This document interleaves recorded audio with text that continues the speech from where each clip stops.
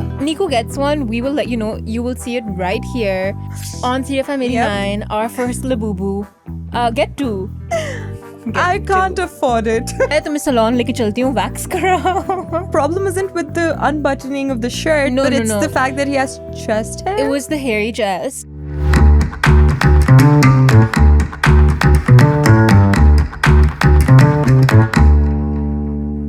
Hi guys, we're back at it. We're back at Tea Party and we have a whole bunch of tea for you guys. But before that, please like, share, follow and subscribe City FM 89 on all social media platforms that are... That is Facebook, Instagram, YouTube and TikTok. Yeah. And I am Mash. And I'm Niku. Lest you forget. Let's get right into it. The first story that I have is one that doesn't seem to end once again. It's the Baldoni lawsuit against Lively and Reynolds. Wait, the tea you're about to tell me, is it finally ending? Is it ending? No, it's not. It's not ending with us. You know, the trial is supposed to be now on March 26th. Okay. Yeah, so that's next year. And already right now, the development that's happened is that the court has dismissed Baldoni's $400 million lawsuit against Blake Lively and Ryan Reynolds. Yeah. So Judge... And the New York Times. Yeah, and the New York Times. Yeah. So Justin sued Blake in response to Blake suing him for her harassment case that we all know about. Yes. And this has happened and the fans are now again divided. I feel like the one thing that keeps shifting in this whole legal battle is the online narrative. Because, you know, people... Like initially it started off with everyone thrashing Blake because of the way she treated Justin at the promotions. And then it became like when the New York Times article came out, we remember having that conversation and like it became like, okay, like no pro Blake and no perfect victim. I mean, that's not a thing. Yeah. And while that holds true, then there was just, it got messier and messier with more developments that came out. And I think we just came to a conclusion that no one's really right or... I mean, both are wrong. No one's really right in this case. Yeah. So I think I don't know what the court has intended to do with this judgment. I mean, does that mean Blake was right all along?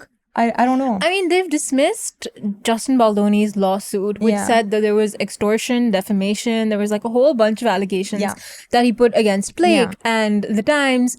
Also, it's interesting to note, I don't know if you know this, but rarely has the New York Times lost a case. Yeah. I think it's happened like once or twice. They don't be losing. And, you know, publications kind of have that. They have very strong legal teams. Yeah. Especially one as big as NYT. Yeah, exactly. Yeah. And so in the judge's statement, he said the alleged facts indicate that the Times reviewed the available evidence and reported, perhaps in a dramatized manner, what it believed to have happened. And the Times had no obvious motive to favor Lively's version of events. Exactly. Yeah. So, I mean, I guess Justin can file another case?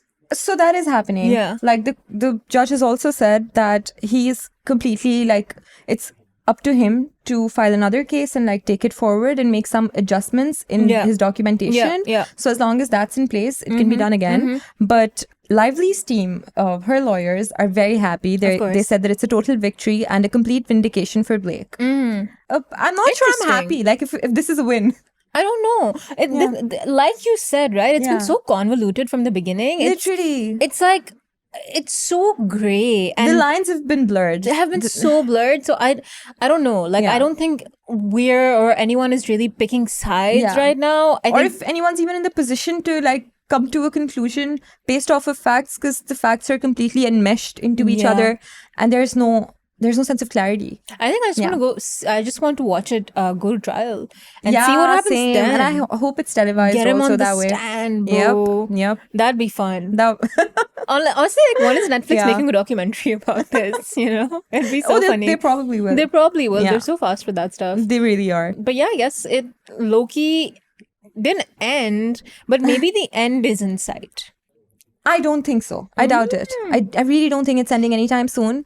And the fact that the movie has done so much, like, at the box office. Yeah. It's got, like, what, $560 million as revenue? What? Yeah, which is insane. That's so the marketing has also been, I mean, I hope it wasn't intentional. Yeah. But in any case, like, the film did well. Maybe we should have like a legal expert for one episode and have them like break down the case. Yeah. That'd be so fun. Yeah. But I want to move on. I'm done. Same. I'm done with this. So the next thing that I want to talk about is once again, the Labubu trend. We've talked about this before. We have talked about this before, but I have a different take now. You're different. What was your initial take? I don't even remember. My brain is initial like the take size of a we were goldfish. both really, we both found it really bizarre that people were buying it and it's got the kind of hype that it has. Devilish looking doll. Like, why are people so into it? Yeah, but well, now I see it. Why? I think I might be getting Why one. the change of heart? You what? I didn't even hear that. Today only You're I getting asked, one? I asked Cindy, I was like, can you hook me up with someone who can get me a Labubu?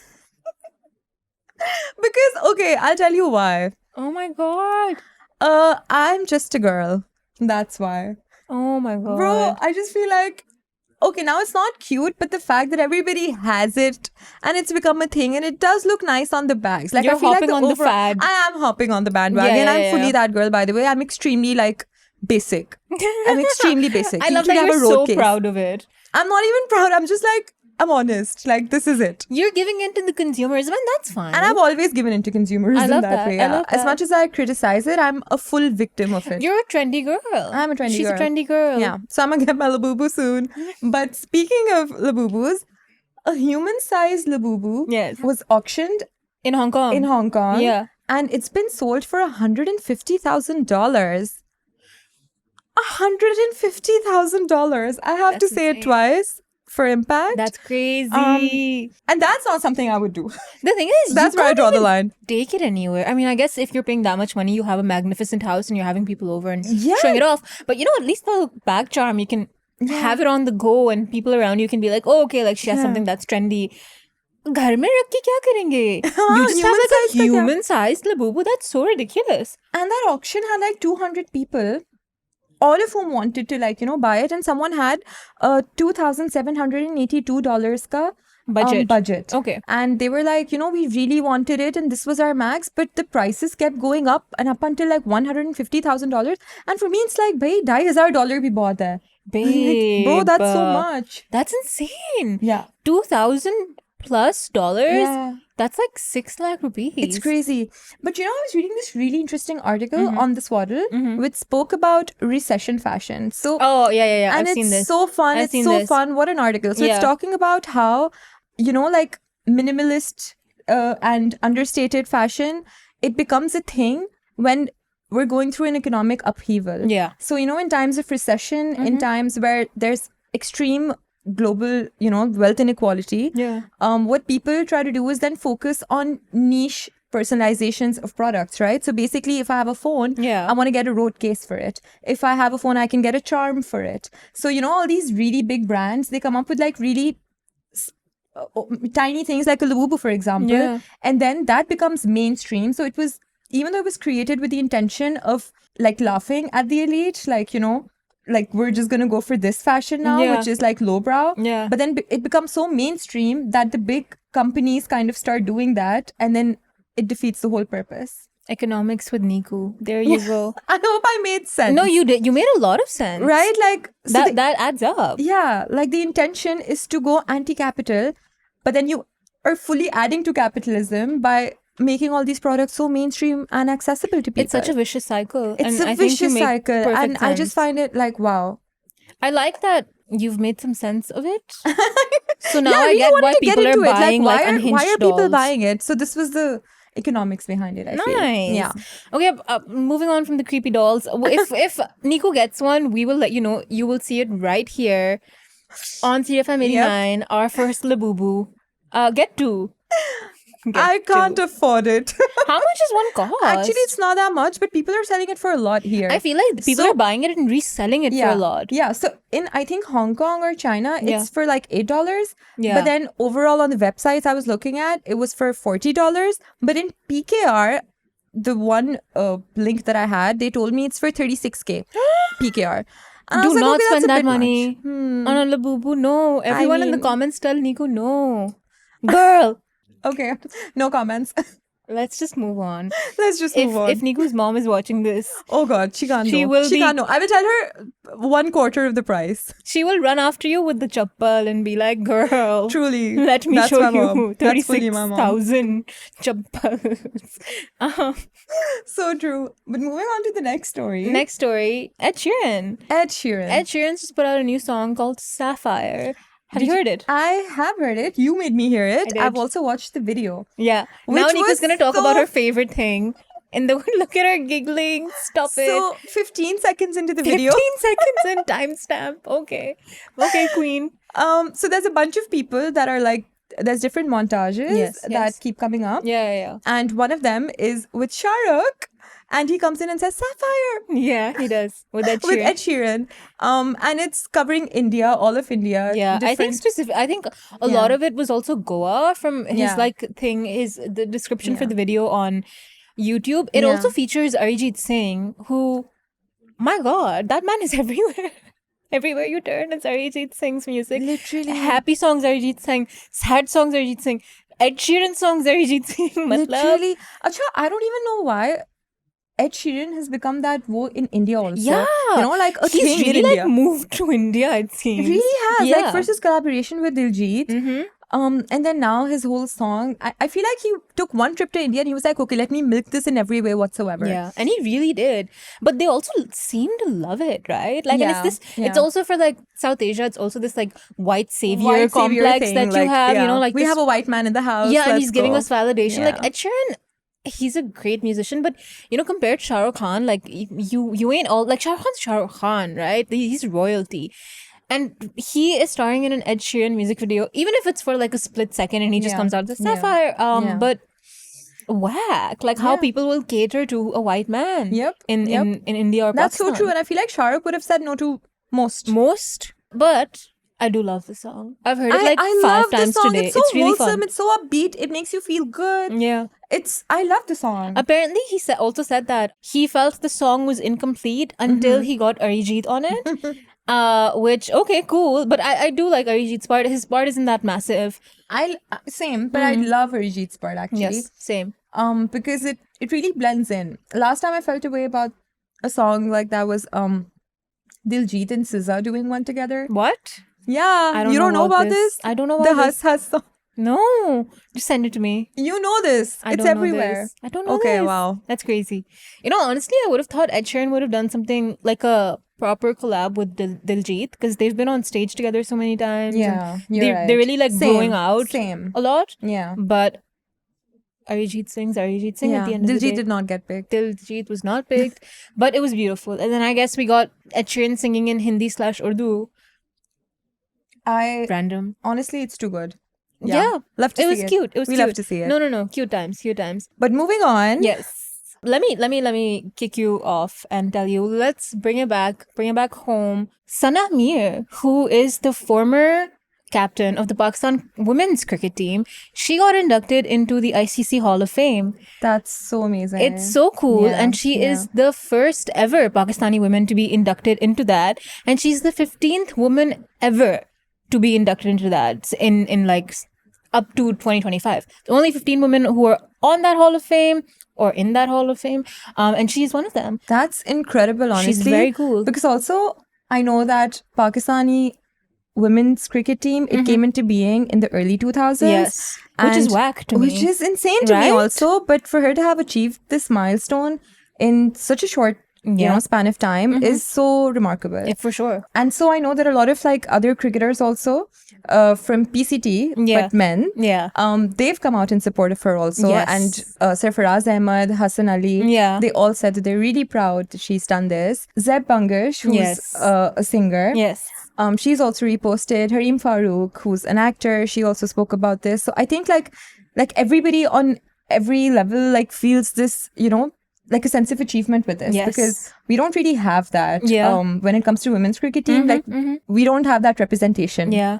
So, And a sense of pride, I think, just Yeah. for everyone, Yeah. like across the board. And, Yeah. like the ICC also said that it's not just her cricket, right? It's Yeah. also her like politics in real life, Yeah. where she's has a strong stance on body shaming. She's talked about prioritizing mental health. She's helped people affected by COVID. Yeah. So she has also really given Yeah. back. And it's not just that, it's to see a woman have such an impact, in a country like Pakistan, Yeah. to see Sana Mir 100%. excel in her field. What a great like icon Yeah. for other young girls who want to be cricketers. For you know? me and you. Yeah. Literally. Yeah. Like, that women can do anything. Women can really do anything. Yeah. Because you tend to forget that here. You forget what you can do. Exactly. So this really it's really motivating. Very cool. Very cool. nice. But now on to some funnier I know. on to some funnier things. Do you know who Atika Odo is? Yeah, You do know her? I do know her. Oh, cool. So Atika Odo, if you've been living under a rock, she's a veteran actor. She was on this show called Kya Drama Hai, which reviews like local dramas. So it was her and Marina Khan and Nadia Khan. So yeah, and they were reviewing this drama called Dastak. Never watched the show, I'll be real with you, but Dastak stars Ali Reza. Ali Reza is like super popular right now. He's this actor, like this young, up and coming, good looking guy. Now, in the show, there was one scene where Ali Reza had his like buttons undone, like a little low, like his shirt wasn't completely open, and you could see his chest and you could see his chest hair. And Atika Odo apparently hated that. She was like, I don't like this. I don't want to be seeing this. तो मेरे सब मैं तुम्हें salon लेके चलती हूँ wax कराओ. Oh, She was like, so it's not having her it. problem isn't with the unbuttoning of the shirt, but it's the fact that he has chest hair. It was the hairy chest that she really took offense to. And what part of it made like sense when she said things like, for women actors, apparently they can't even wear sleeveless on screen. That's so true. You know, I'll be so for you with you. That's so expected true. to have like a certain body type and like a certain like presentability, and like you're supposed to be completely waxed. But so yeah, she said that like she said the sleeveless part at least. But So I mean, in an ideal world, both shouldn't exist. Exactly. Like, a guy should be able to have his chest hair, and a woman should be able to dress whatever it's about the way she choice, wants. Yeah, it's about right? having the choice. And it low-key, like, so there's a lot of conversation about this on the internet. Yeah. And a lot of people were like, this is body shaming. Yeah. And they're not wrong, especially like with South Asian people. Like, we tend to be hairier, you know? Yeah. And it's a natural thing for women and for men. So you absolutely can't tell women that you need to get waxed. At the same time, you can't really say that to a man either. And then to put it all on like one single actor. That's so embarrassing for him. Exactly. Even though like multiple people do it and like have chest hair and have like low button shirts. But to be called out, to be singled out like that. To be singled out, you know, little off, little body shaming in my opinion. But what I will say is that I do get her point of women being at the receiving end of it. For sure. In more For sure. cases than not. Yeah, the scrutiny is like definitely very disproportionate, right? Yeah. Where if you had seen a woman like with hair on her arm or her underarms, there would have been like massive backlash, right? Yeah. And Ali Reza is only getting it from like one person. I swear, we know we have to go to so many laser appointments. Yeah. I mean, and spend so much money on like so much grooming. money on literally the most natural thing. I think it goes both ways, right? Like it does. 100%. he can make his choices about he his own shouldn't be body, subjected to right? this conversation also. Yeah, exactly. I get that. So yeah. Okay. Yeah. Very funny. Whack. A little whack. Yeah. Quite whack. But speaking of Atika Odo and dramas in general, recently a really tragic incident happened where Sana Yusuf, who was a TikToker, She was 17. she was 17, just celebrated her 17th birthday actually. Yeah. And soon after that, she was gunned down by a man who just didn't take no for an answer. Yeah. He was also, I think, a TikToker. Yeah, a TikToker. And he apparently kept like going after Sana, pursuing her, and she kept saying no. Yeah. And it came to a point where I think a couple of weeks ago, he gunned her down in Islamabad at her house. Yeah. Yeah. So now to link it with dramas, I think there's a really toxic culture that is being promoted in the dramas, which shows abuse in a really romanticized light and a glorified light. And at the cost of repeating ourselves again and again, this culture has to go away 100%. because then incidents like these happen and there is no way that this is not a causation. Yeah. This is not a correlation. This is a causation. This is a causation because you're seeing this on TV like day in and day out, right? And it also like romanticizes abuse in a way, like a lot of these dramas, and like we've talked about this and talked about how you and I have talked about this. There's this Danish Taimur drama that's called Man Mast Malang. Oh God. So in that show, he's shown to be like this thuggish guy, and you know, a lot of people started talking about this drama and a lot of other things that actors like Danish Taimur and Feroz Khan have done, and kind of linking it to this incident in specific, where shows romanticize abuse in a weird way. So in Man Mast Malang, Yeah. there is one scene where his wife, she's run away from him. Yeah. He's got her bag, and then he's tying her up. And he's like, now you can't leave me. And there's like romantic music for some reason playing in the background. And he's saying things like, "Tum mujhe ek dafa pyar se awaaz do, main aa jaunga." Like, girl, you are abusing your wife, and then you are showing it in a romantic light, where his sister then is like, "Oh, ये कितना प्यार करता है उससे कि उसको बांध रहा है लेकिन अपने आप like जाने नहीं दे रहा." Girl, oh my god, okay, you go to jail for that. I First of all. swear. There's a reason why I don't watch Pakistani dramas, Yeah. and this was one of them. Yeah. And so I keep seeing it on Reels though, because it's quite viral. And this is a scene I saw. There's another one where he's forcefully like grabbing onto the girl and dancing with her. And the backdrop is again romantic because there's rain that's happening. God. And there's just like, there's the background score is of course like just lovey-dovey and all that. And I'm just like, he's fully harassing her in this moment. Can yeah. you like not do that? Yeah. But this is a big ask for Pakistani TV industry because it keeps happening. Shows like these keep being made again and again and again. Yeah. And so after an incident like this happened, a lot of actors also came out in support for this cause. And they said that, you know, we need to have better content out there. We need our writers to kind of know that, okay, like this is time to pull up your socks and actually write scripts that Yeah. will make this a better society. Yeah, Because yeah. clearly this society is impressionable. And reality, like fiction is turning into reality, and that is coming at the cost of lives. Yeah. Of women. Yeah, and I think specifically. Mavra Hussain Yeah. said, you know, our content still romanticizes forced relationships, Yeah. toxic love, dominating male behavior. Well, this is the impact. A 17-year-old was killed because a boy thought it was okay to do so when rejected. Yeah. You had Sanam Saeed, Yeah. who's a massive name and just a great actor, who said the incident is a huge wake-up call for writers, producers, and actors to take full responsibility for any kind of narrative that glorifies, accepts, and encourages toxic male behavior, unhealthy relationships, and men who threaten to kill anyone if they don't get the girl they want. Yeah, because this also, it's just overall, it breeds a lot of entitlement. Yeah. And I think we just need to make better dramas, and people should take a lesson from this. Yes.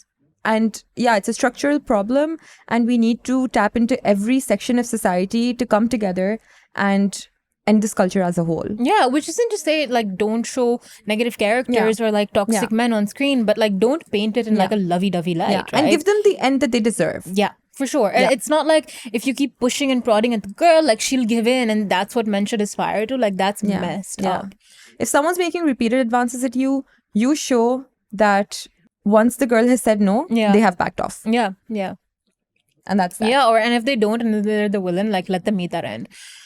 100%. Yeah. We could write better dramas. Yeah, for sure. I think we'd make like a great drama. Yeah. Someone hire Yeah. us, please.